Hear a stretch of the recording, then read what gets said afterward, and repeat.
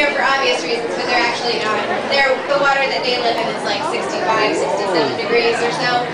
This is 55 degrees, which would be very cold for humans, but it's actually like summer temperature for them. Very comfortable temperature for them. So we do have 2 beluga whales and 4 harbor seals in there. We have 1 male and 1 female beluga whale. We have 2 males and 2 female harbor seals. The one to the left, his name is Beethoven. He's our male. He's 1,300 pounds and he is 15 years old.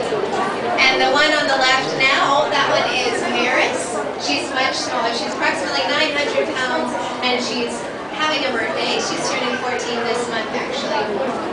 And they are mating. It's happening pretty regularly. We like to tell people that anything that would happen in your kitchen, your bathroom, your living room, or your bedroom is going to have you right in there. So if you stick around for too long, you may see all of that. So if you haven't had that talk with your kids yet, you might want to go ahead and move on. Here's Maris. This is a common behavior that they have in their natural environment.